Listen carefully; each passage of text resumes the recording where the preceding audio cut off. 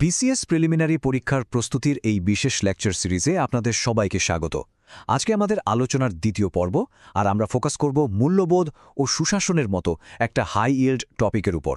পরীক্ষার জন্য সবচেয়ে জরুরি দিকগুলো নিয়ে চলুন কথা বলা যাক। তো চলুন এক নজরে দেখে নিই আজকের আলোচনার রোডম্যাপটা কি।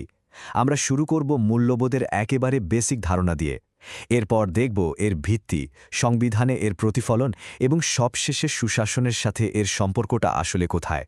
চলুন শুরু করা যাক। যে কোনো কিছু ভালোভাবে বুঝতে হলে তার গোড়াটা শক্ত করা দরকার। তাই সবার আগে আমাদের বুঝতে হবে এই মূল্যবোধ জিনিসটা আসলে কি, আর এটা কোথা থেকেই বা আসে। সহজ কথায় বলতে গেলে মূল্যবোধ হলো আমাদের ভেতরের একটা কম্পাসের মতো। কোনটা ঠিক কোনটা ভুল এই সিদ্ধান্ত নিতে যা আমাদের সাহায্য করে, সেটাই মূল্যবোধ। আমাদের সব কাজ আর সিদ্ধান্ত কিন্তু এই মূল্যবোধের উপর ভিত্তি করেই হয়। দেখুন, এই ধারণাটাকে এমআর উইলিয়াম কি দারুণভাবে এক লাইনে ব্যাখ্যা করেছেন। তিনি বলছেন, আমরা মানুষ হিসেবে যা কিছু চাই বা যা কিছুকে গুরুত্বপূর্ণ মনে করি, সেই ইচ্ছার স্ট্যান্ডার্ডটাই হলো মূল্যবোধ। চমৎকার একটা সংজ্ঞা, তাই না? এখন প্রশ্ন হলো, এই মূল্যবোধগুলো আমাদের ভেতরে তৈরি হয় কিভাবে? এর শুরুটা হয় কিন্তু পরিবার থেকে, যাকে বলা যায় আমাদের প্রথম স্কুল। এরপর আমরা যখন সমাজে মিশি তখন চারপাশের রীতিনীতি থেকে শিখি, আর সবশেষে প্রাতিষ্ঠানিক শিক্ষা এই ভিত্তিটাকে আরও মজবুত করে তোলে। বেশ, এই যে ব্যক্তিগত আর সামাজিক মূল্যবোধের কথা বললাম, এগুলো যখন একটা দেশের গণতান্ত্রিক কাঠামোতে আসে তখন কি হয়? চলুন সেটা এবার একটু সংযোগভাবে দেখা যাক। এখানে যে পয়েন্টগুলো দেখছেন, এগুলো হলো একটা সুস্থ গণতান্ত্রিক সমাজের পিলার বা স্তম্ভ। ভাবুন তো, আইনের শাসন বা অন্যের মতকে সম্মান করার মানসিকতা, মানে পরমত সহিষ্ণুতা ছাড়া কি কোনো গণতন্ত্র চলতে পারে? একদমই না, এগুলো থাকতেই হবে। এখন আমরা এমন একটা বিষয় নিয়ে কথা বলবো যা বিসিএস পরীক্ষার জন্য সুপার ইম্পর্ট্যান্ট। এই যে এতক্ষণ ধরে মূল্যবোধের কথা বললাম, আমাদের দেশের সর্বোচ্চ আইন মানে সংবিধানে সেগুলোকে কিভাবে আইনি স্বীকৃতি দেওয়া হয়েছে, চলুন সেটা একটু খুঁটিয়ে দেখি।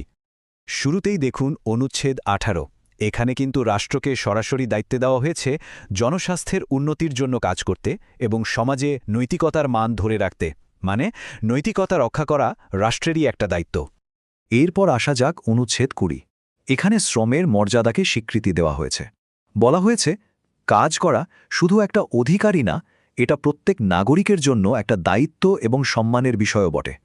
আর এই অনুচ্ছেদটা তো আপনাদের মতো যারা ভবিষ্যতে সরকারি কর্মকর্তা হবেন তাদের জন্য খুব ভালোভাবে বোঝা দরকার। এখানে বলা হয়েছে সংবিধান মেনে চলা এবং দেশের সেবা করা প্রত্যেক নাগরিক ও সরকারি কর্মচারীর পবিত্র দায়িত্ব। গণতান্ত্রিক মূল্যবোধের অন্যতম একটা মূল ভিত্তি হল এই অনুচ্ছেদ 27। এখানে খুব পরিষ্কারভাবে বলা আছে যে আইনের চোখে সবাই সমান। ধর্ম, বর্ণ, লিঙ্গ কোনো কিছুতেই কোনো ভেদাভেদ করা চলবে না। সবাই আইনের সমান আশ্রয় পাবে। এবং এইটা মানে অনুচ্ছেদ 29 বিসিএস পরীক্ষার্থীদের জন্য সবচেয়ে প্রাসঙ্গিক অনুচ্ছেদগুলোর একটা। এখানে সরকারি চাকরিতে সবার জন্য সমান সুযোগের কথা বলা হয়েছে। এটা কিন্তু ন্যায্যতা আর ন্যায় বিচারের একটা সরাসরি প্রতিফলন। বেশ, সংবিধান তো হলো, কিন্তু এই সাংবিধানিক মূল্যবোধগুলোকে বাস্তবে প্রতিষ্ঠা করার জন্য বাংলাদেশে কিছু সুনির্দিষ্ট কৌশল আর আইনও আছে। চলুন এর মধ্যে সবচেয়ে গুরুত্বপূর্ণ দুটো হাতিয়ার সম্পর্কে জেনে নিই। এই সালটা কিন্তু পরীক্ষার জন্য খুব ভালোভাবে মনে রাখতে হবে, 2012। এই বছরেই বাংলাদেশে জাতীয় শুদ্ধাচার কৌশল বা NIS ন্যাশনাল ইন্টিগ্রিটি স্ট্র্যাটেজি প্রণয়ন করা হয়। এটা সুশাসন প্রতিষ্ঠার দিকে একটা বিরাট পদক্ষেপ ছিল।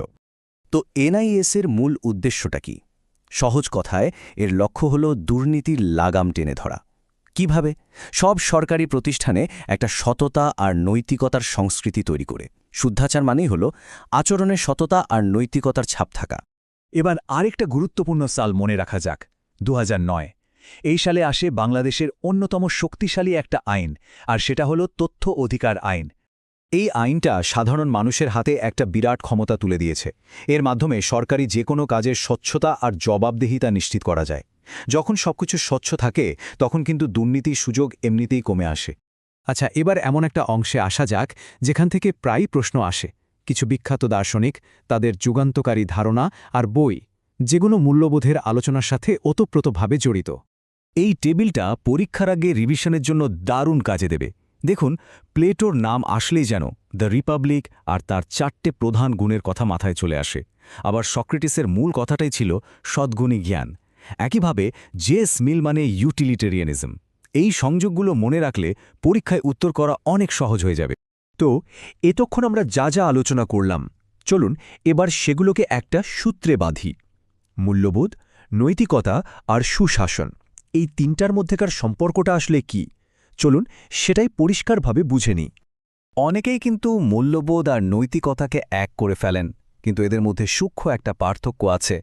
সহজভাবে বললে মূল্যবোধ হলো আমাদের ভেতরের বিশ্বাস, মানে আমরা কেন একটা কাজ করি, আর নৈতিকতা হলো সেই বিশ্বাসের ওপর ভিত্তি করে তৈরি নিয়ম কানুন, অর্থাৎ কিভাবে কাজটা করি। মূল্যবোধ যদি হয় ফাউন্ডেশন, নৈতিকতা হলো তার ওপরের বিল্ড। সুতরাং একদম শেষ কথা হলো, শক্তিশালী সামাজিক মূল্যবোধ আর নৈতিক আচরণ ছাড়া আপনি কখনোই সুশাসন প্রতিষ্ঠা করতে পারবেন না। এই দুটো একে অপরের সাথে এমনভাবে জড়িত যে একটাকে ছাড়া আরেকটা ভাবাই যায় না।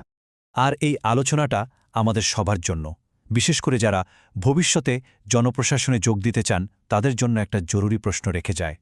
আশা করি আজকের এই বিশ্লেষণ আপনাদের বিসিএস প্রস্তুতিতে অনেক সাহায্য করবে।